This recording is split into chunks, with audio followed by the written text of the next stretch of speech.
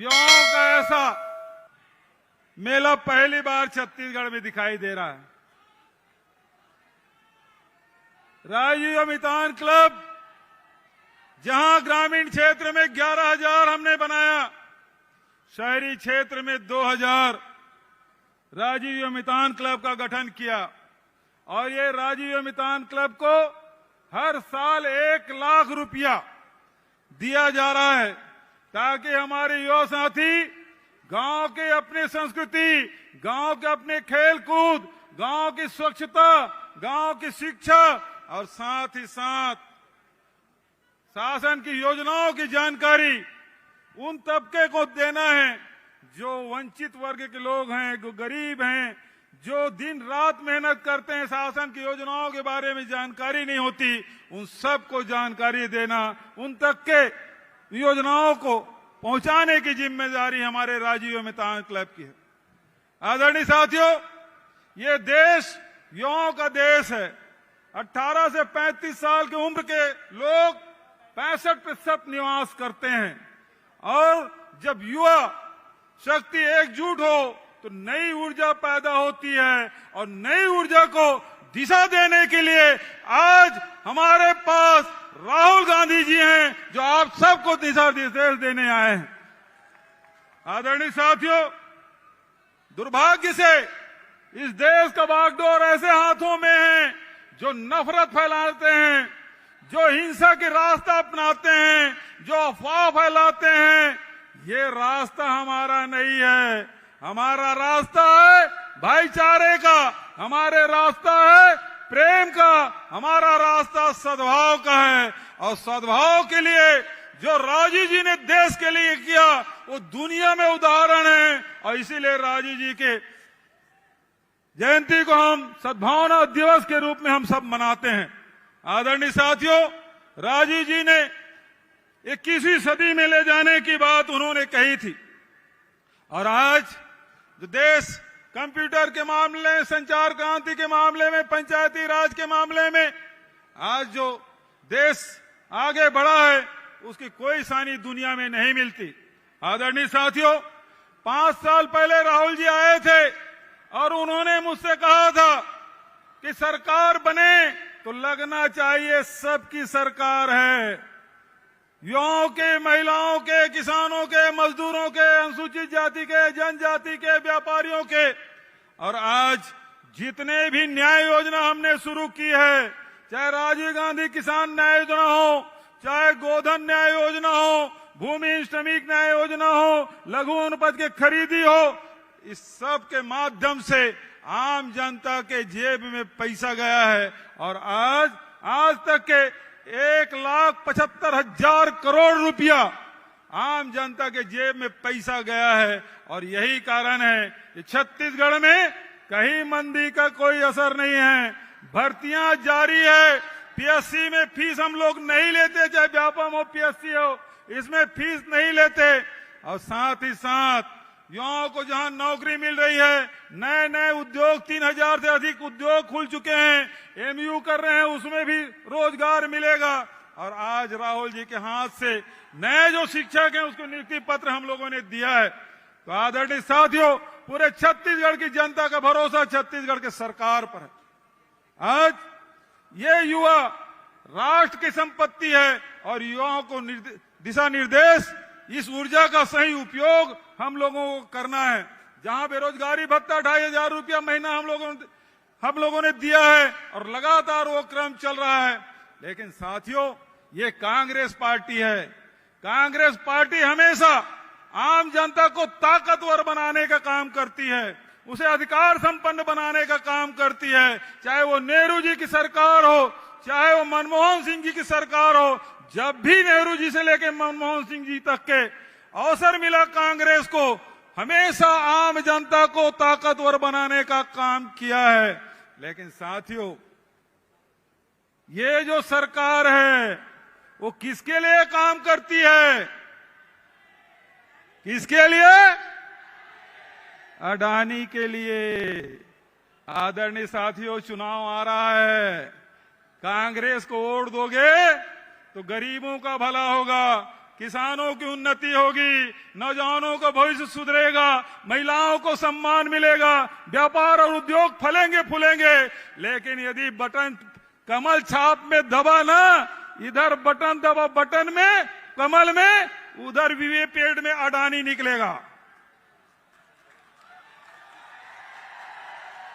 VVPAT में क्या निकलेगा? अडानी।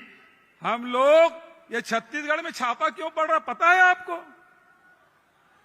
क्योंकि लोहा खदान, ये दीपक जी बैठे हमारे प्रदेश अध्यक्ष, लोहा खदान उनके हाथ में जाने नहीं दिया। कोयला खदानों पे गिद्ध निगाह उनकी है, उसको नहीं जाने दिया। अरे अभी एसीसीएल का खदान है, उसको अडानी को दे दिया। तो अडानी और खदान के बीच में कोई खड़ा है तो कांग्रेस पार्टी खड़ी है और कांग्रेस की सरकार खड़ी है।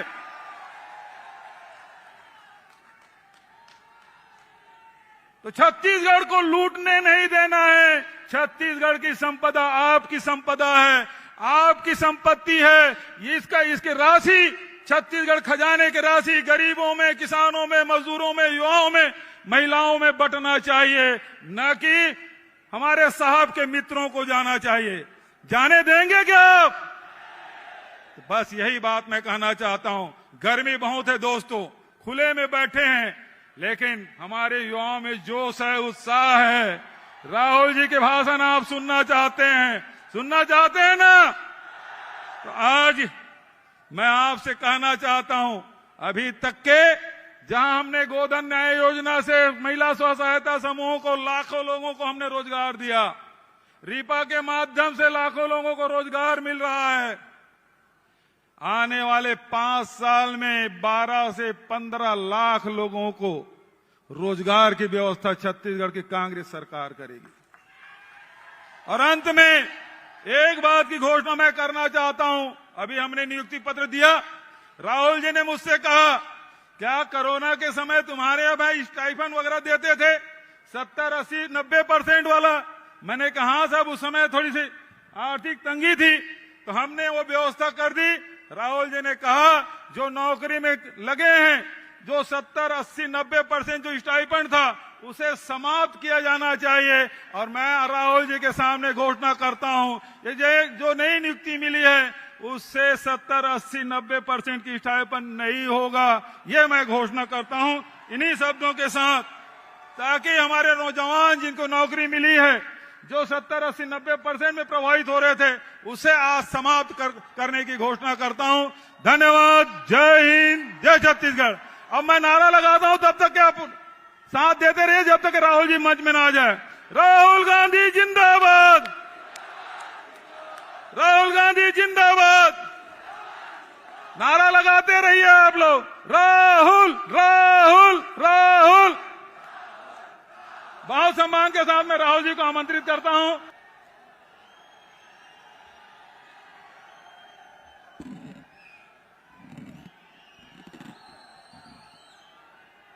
कुमारी सैलजा जी,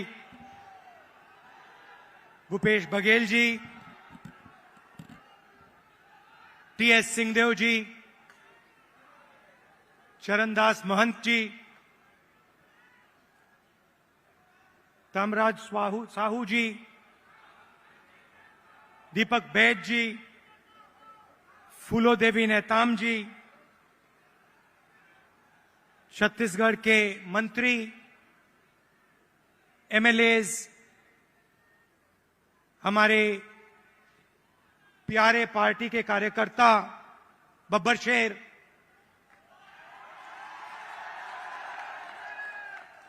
और शेरनिया,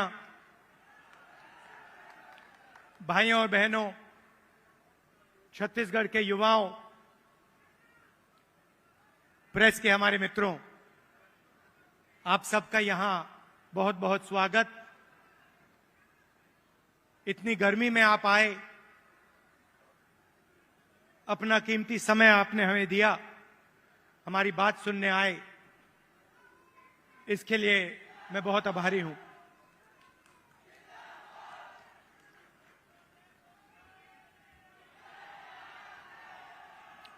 कुछ ही महीने पहले कर्नाटक में चुनाव हुआ। एक तरफ बीजेपी और उनकी विचारधारा, दूसरी तरफ कांग्रेस पार्टी, हमारी विचारधारा।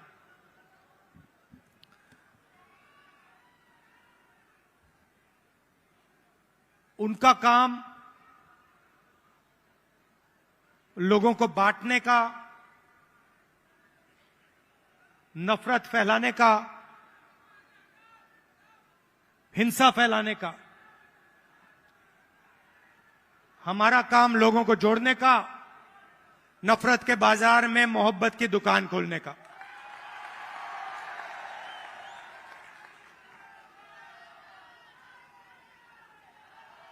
और कर्नाटक में हमने कहा, जैसे पहले हमने छत्तीसगढ़ में वायदे किए थे, किसानों को सही दाम देने का वायदा जो हमने पूरा किया, किसानों का कर्जा माफ किया, बिजली बिल हाफ किया, जैसे हमने यहां वायदे किए थे वैसे ही हमने कर्नाटक में 5 वायदे किए।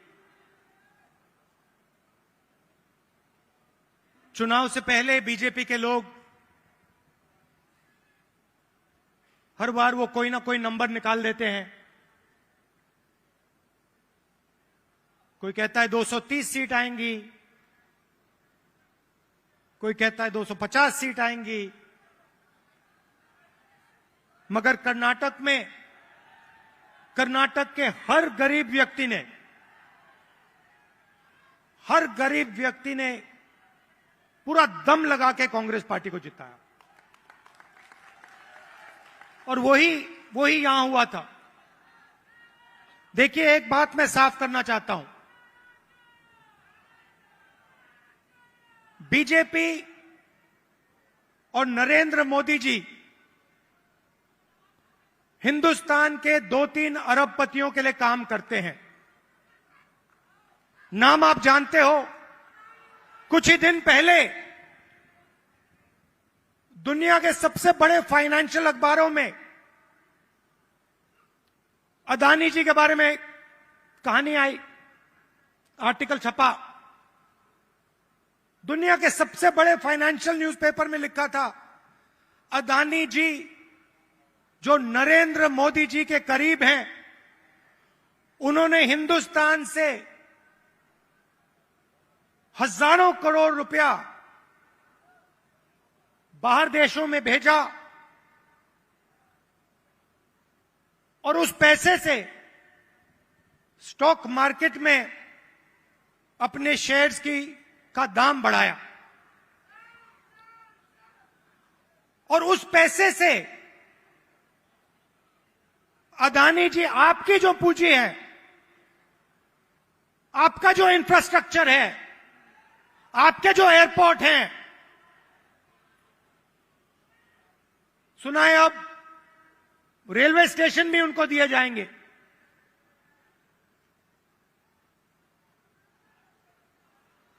पूरा का पूरा एक व्यक्ति के हवाले किया जा रहा है।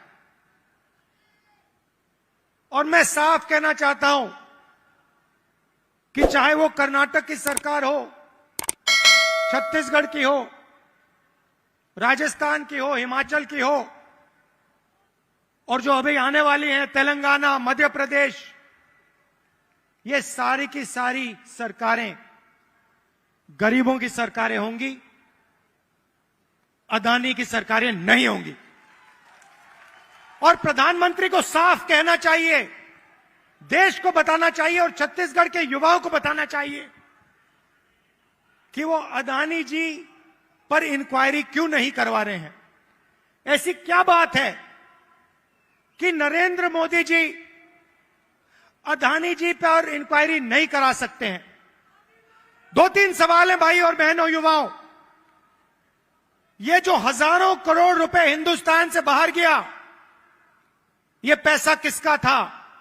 पहला सवाल। ये अदानी जी का पैसा नहीं था, ये किसी और का पैसा था। किसका पैसा था, ये पहला सवाल है। प्रधानमंत्री जी कोई इंक्वायरी नहीं करवाएंगे। मैं आपको साफ कह देता हूं, हिंदुस्तान का प्रधानमंत्री अदानी जी पे कोई इंक्वायरी करा ही नहीं सकता, क्योंकि अगर उसका इंक्वायरी का नतीजा निकल गया तो नुकसान अदानी जी को नहीं होगा, नुकसान किसी और को होगा। तो छत्तीसगढ़ में हमने क्या किया? छत्तीसगढ़ में किसानों को धान के लिए सही दाम दिया, और आज आप सारे प्रदेशों को देख लीजिए, लिस्ट निकालिए, सवाल पूछिए, धान के लिए सबसे ज्यादा पैसा कौन से स्टेट में मिलता है? जवाब मिलेगा छत्तीसगढ़, छत्तीसगढ़, छत्तीसगढ़। और प्रधानमंत्री जी यहां आए थे, मुझे याद है, बीजेपी के सब नेता आए थे और कहा था कि कांग्रेस पार्टी इस वायदे को पूरा नहीं कर सकती है। कहा था पैसा नहीं है। हमने साफ दिखा दिया, पैसा है और वायदा पूरा हमने कर दिया। जहां भी हम जाते हैं, हम झूठे वायदे नहीं करते। 15 लाख रुपए का वायदा हम नहीं कर सकते। नरेंद्र मोदी जी ने कहा था काला धन वापस आएगा, 15 लाख रुपए बैंक अकाउंट में जाएंगे। उल्टा हजारों करोड़ रुपए हिंदुस्तान से बाहर जा रहा है। इंटरनेशनल अखबार कह रहे हैं कोई इंक्वायरी नहीं।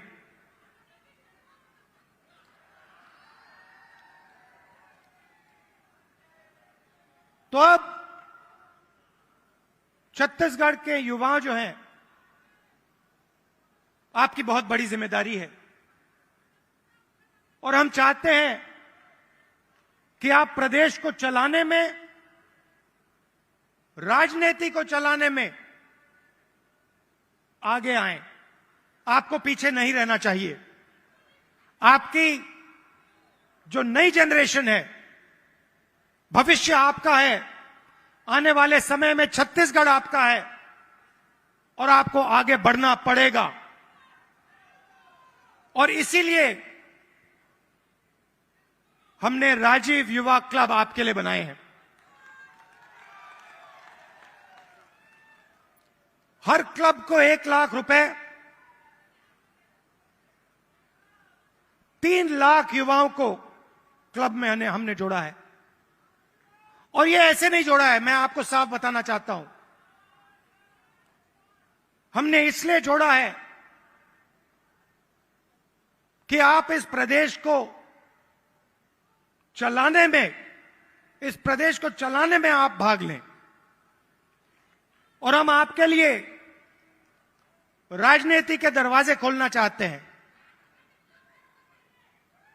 कि कुछ ही सालों में आपके बीच में से छत्तीसगढ़ के एमएलए, प्रधान, नेता चुन के आए। इसलिए हमने यह काम किया है। 2-3 चीजें मैं और कहना चाहता हूं। जो हमारे आदिवासी भाई हैं, आपके लिए हमने पैसा कानून लाया,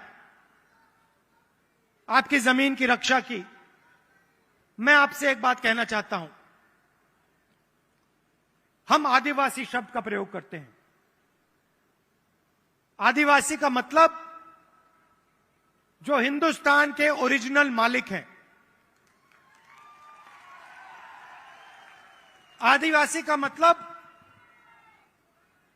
इस देश की जो जमीन है, जो धरती है, उसके सबसे पहले आप मालिक थे। मतलब आपकी जमीन पर, जंगल पर, जल पर आपका हक बनता है। बीजेपी ने एक नया शब्द निकाला है, वनवासी। इस शब्द का बिल्कुल दूसरा मतलब है।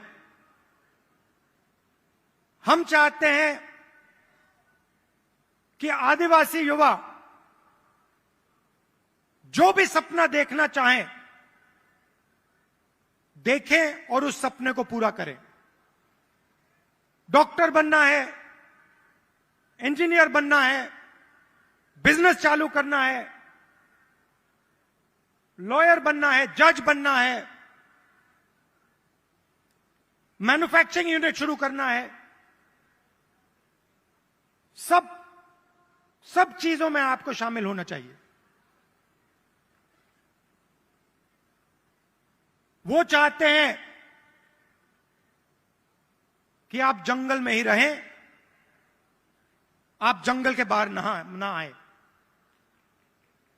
शब्द के पीछे सोच है भाई और बहनों। उनका कहना है कि आप पहले हिंदुस्तान के मालिक नहीं थे, आप जंगल में रहते थे और आपको जंगल में रहना चाहिए। हम कहते नहीं, जंगल का हक, जमीन का हक, जल का हक आपको मिलना चाहिए, मगर जो भी आप सपना देखना चाहते हो, जहां भी आप जाना चाहते हो, वो सपना आपके लिए पूरा होना चाहिए। यह फर्क है विचारधारा में।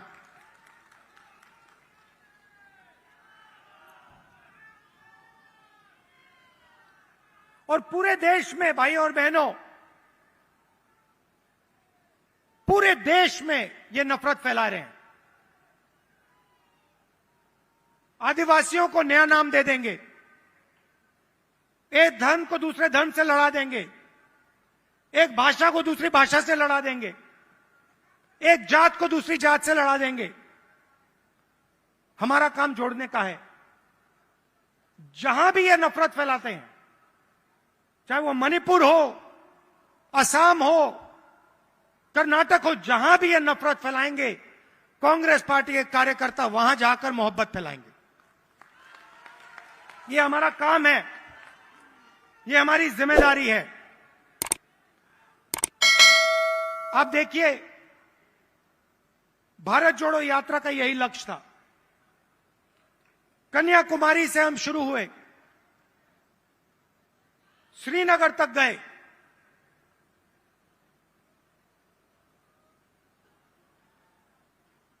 मीडिया में इन्होंने, बीजेपी के लोगों ने हर रोज ये कुछ ना कुछ उल्टा सीधा बोलते हैं, नफरत फैलाते हैं।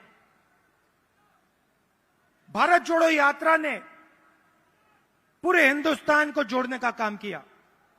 हर धर्म को, हर जात को, हर भाषा को हमने याद दिलाया कि आप सबसे पहले हिंदुस्तानी हो और आप सबको एक साथ मिलकर मोहब्बत के साथ, इज्जत के साथ रहना है। यह यात्रा का मैसेज था और यह बहुत गहरा मैसेज था, नया मैसेज नहीं था, बहुत पुराना मैसेज है। सदियों से यहां पे छत्तीसगढ़ में और बाकी प्रदेशों में लोगों ने यह मैसेज दिया है और यही कांग्रेस पार्टी का और हिंदुस्तान का डीएनए है। हम जोड़ते हैं, वो नफरत फैलाते हैं। हम किसानों के लिए, मजदूरों के लिए, छोटे व्यापारियों के लिए काम करते हैं, वो 2-3 अरबपतियों के लिए काम करते हैं। कुछ साल पहले मैंने बघेल जी से एक बात कही। मैंने कहा, जहां भी मैं जाता हूं, मैं युवाओं से पूछता हूं, आपके सामने सबसे बड़ी मुश्किल क्या है? बीजेपी ने जो हिंदुस्तान की रीढ़ की हड्डी है, आर्थिक रीढ़ की हड्डी है, उसको तोड़ दिया है। जो छोटे व्यापारी थे, जीएसटी और नोटबंदी ने उनको खत्म कर दिया, जानबूझ के खत्म किया। और जब भी मैं इनसे पूछता हूं, आपके सामने सबसे बड़ी मुश्किल क्या है, कहते हैं बेरोजगारी। और मैंने छत्तीसगढ़ के चीफ मिनिस्टर से कहा, देखिए छत्तीसगढ़ में अलग अलग स्किल्स हैं, हर डिस्ट्रिक्ट में आप कुछ ना कुछ बनाते हो, मगर जो छोटे बिजनेस वाले होते हैं उनको बैंक का पैसा नहीं मिलता, उनको मीडिया का सपोर्ट नहीं मिलता। और मैंने छत्तीसगढ़ के चीफ मिनिस्टर बघेल जी से कहा कि आपका फोकस इन छोटे व्यापारियों पे होना चाहिए, छोटे बिजनेस वालों पर होना चाहिए, बैंक के दरवाजे उनके लिए खोलने चाहिए, और मार्केटिंग हो तो इनके लिए हो। और खुशी से मैं कहता हूं कि बघेल जी ने इस पे काम शुरू कर दिया है, और इससे आने वाले समय में लाखों युवाओं को फायदा मिलेगा, हजारों नए बिजनेस खुलेंगे और लाखों युवाओं को रोजगार मिलेगा। देखिए, आपको सिर्फ छत्तीसगढ़ की नहीं सोचनी है। छत्तीसगढ़ हिंदुस्तान का सेंटर है।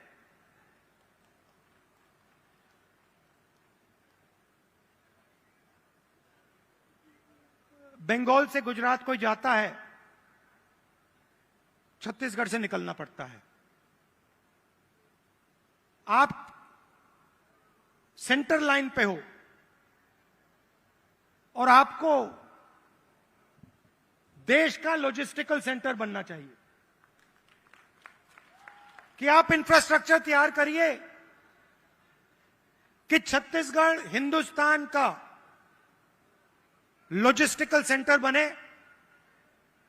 जो भी माल बंगाल से गुजरात बाकी प्रदेशों में जाए वो यहां प्रोसेस हो, यहां से निकले, एयरपोर्ट से आप बाकी दुनिया को छत्तीसगढ़ से जोड़िए, सिर्फ हिंदुस्तान को नहीं, बाकी दुनिया को आप एयरपोर्ट से जोड़िए, छत्तीसगढ़ को जोड़िए कि हमारे जो युवा हैं, छत्तीसगढ़ के जो प्रोडक्ट्स हैं वो पूरी दुनिया में जाएं, सिर्फ हिंदुस्तान में ना रहें। मुझे लगता है कि छत्तीसगढ़ की सरकार ने बहुत अच्छा काम किया है और आने वाले 5 सालों में भी यहां पे छत्तीसगढ़ की सरकार, कांग्रेस पार्टी की सरकार जबरदस्त काम करने जा रही है। कार्यकर्ताओं से मैं कहना चाहता हूं, आप हमारी रीढ़ की हड्डी हो, आप हमारे विचारधारा के लिए लड़ते हो। छत्तीसगढ़ में आपने हमें जिताया, राजस्थान में जिताया, कर्नाटक में जिताया, हिमाचल में जिताया, तेलंगाना में जिताओगे, फिर से छत्तीसगढ़ में जिताओगे, मध्य प्रदेश में जिताओगे, राजस्थान में जिताओगे।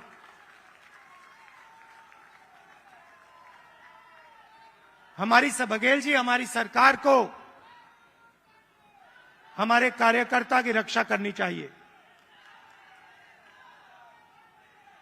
करती है, मगर और डट के जो हमारा कार्यकर्ता है उसे लगना चाहिए कि मैं कांग्रेस पार्टी का कार्यकर्ता हूं, मैं कांग्रेस पार्टी की विचारधारा के लिए लड़ता हूं और मरता हूं। देश को आपकी जरूरत है, नफरत से देश आगे नहीं जा सकता है, हिंसा से देश आगे नहीं जा सकता है, अर्थव्यवस्था नहीं बढ़ सकती है।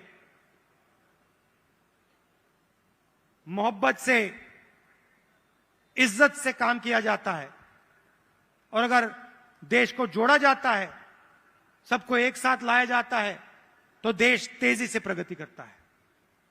आप सब यहां आए, इतने प्यार से आपने मेरी बात सुनी, इसके लिए आप सबको दिल से धन्यवाद। और जो युवा हैं जो अब इन क्लब्स में शामिल होंगे, आप याद रखिए, छत्तीसगढ़ का भविष्य आपका है, आपकी बड़ी जिम्मेदारी है, आपको राजनीति में आना है और आपको छत्तीसगढ़ को भविष्य में चलाना है। बहुत बहुत धन्यवाद। जय हिंद, नमस्कार।